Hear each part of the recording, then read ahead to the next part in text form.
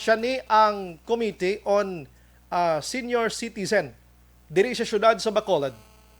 Ano ang iya sining palayag or mahatag nga opinyon sa sining ginduso kag ginsuhestyon ni Senador Nancy Binay dira sa Senado? Action firing line. Hulaton ko gani kung anong kasunod sa mga kaksyon kay gusto ko gid nga isa-isa ini kag maplastar mga kaksyon ang ining balita kay ako ya tuman nga kaluoy ginabatsyag ko subong sa mga tigulang mag-inamos ni. Action firing line. Ho, kay nga asagi una-una sagi ta gini sila kapilit kay ang mga senior citizen taway naman gani ginapagwa. Di ba? Sa idalom sa aton sini nga health protocol sa nga ETF, ang senior citizen ta abi hindi ka mo magwa-anay nago kamuda pagkatapos mong piliton nga magpabakuna. Action firing line. Di ba lang? Dito ka sakit naman sina. All lines sa firing line. Sa aton nga linya si Bacolod City Councilor Attorney Archie Bariba. Attorney, may gabi, welcome to Action Radio Bacolod. This is Action Brian Morden. May gabi, Action Brian. May gabi sa imong tagpalamaki. Salamat gi sa time, Attorney, kag Happy New Year. First ko ning interview to sa 2022. Attorney, medyo natandog lang ko diri kay sining news nga nagwa sinigla mga adlaw. Sa Senado ginha suggest ni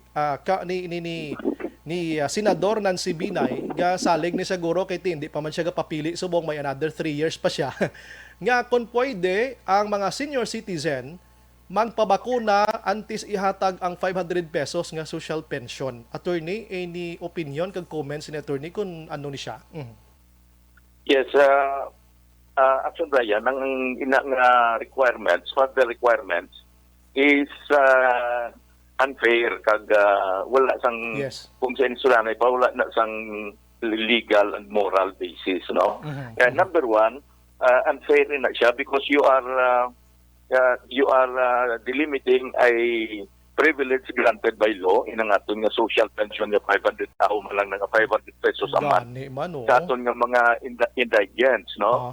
Wala ina sang ginhatag ina, wala ina sang qualification. Yes, basta 60-year-old lang. Qualification niya lang is 60 bakag indigents, no? Amo lang ina. Karon kung butangan pag naton sang another qualification nga kung hindi mabakunahan, what will prevent us from saying pagkatapos na mapabakuna, pinanglan pag sila nga may booster para nga makuha naman nila. No? On another requirement naman, no? So ang akon nga sense is let us give it to the senior citizens. Anyway, ang pananawan sa iban nga senior ang iban nga senior nga istorya ko sila nga to sunset na kami ano pang amon nga pangayoon, especially kung naplastar naman tala, no? Way matagadali nga gambal nga ginadalian ang pag-lockdown to sin nga kalibutan, pero ang butang balon is give them their sense of self-esteem na sila yung madesisyon, no? Do not get to the little that the law has given them because you just want to add more requirements, no?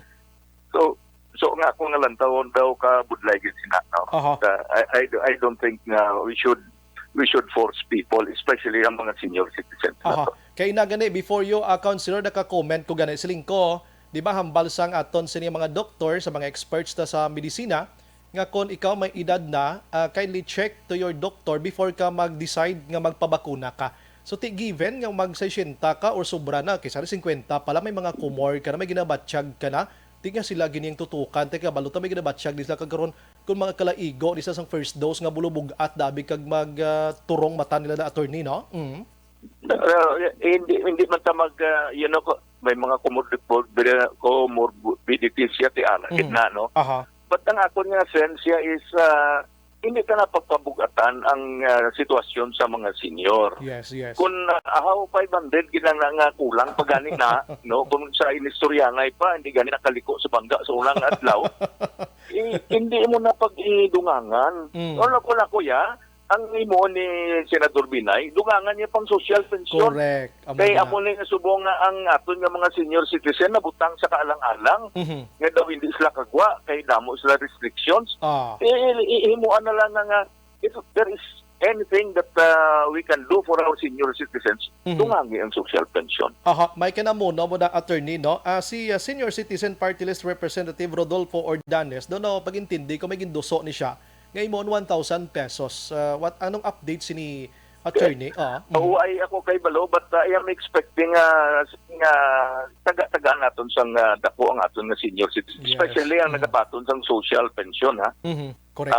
Kay nakita ta naman ko na nung gila nga sitwasyon. Aha. If we can spend so much formally ito nga inistoryahan na ito, why can't we give it instead sa aton senior citizen? Aha. No? That amo gina, no? So kabudlay. Abian Brian, ma-report lang ako sa imo Yes, sir, ang yes, sir. ordinansa ni Consial Baribar sa bahin sang laderize nga pag-release sang senior citizens sang centenarian Aha. nga benefit Aha. ginsugdana. Aha. So we are at the Bacolod City is privileged to I think outside the Metro Manila, ang Bacolod City lang ang LGU nga naghambal nga ang inyo nga 100,000 sang 100 years old, sugura na namon hatag sa mga paglabot nyo 80, paglabot nyo 90. Ay, wow. So, kuha na pasado na attorney, no? Pirmado na ni Mayor?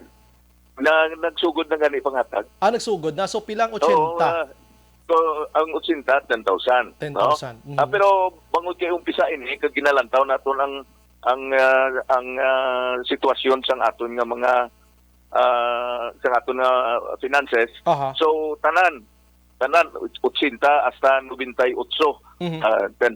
10,000.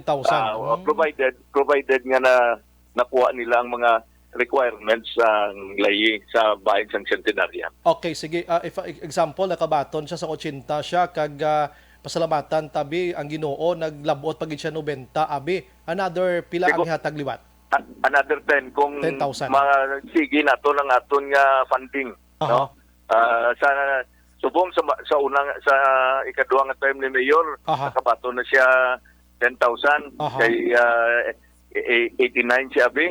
Pagka next time ni Mayor Bing sa after 2022, kung kaluyan ang aton nga financing mga finances naton ma-regular ulit naton, kag magpagwaliwat sang bag-o nga funding sa sina nga ordinansa, di ang 90 makabato naman sa another 10. Another 10, so nabilin sa iya 80. If tagaan siya tsansa, sa Ginoo mag 100 dito na ng 80,000 idas. So kihatan tanan. Yes. Wow, Yes, ang 80,000 dito na lang kuhaon. Kuan tanan.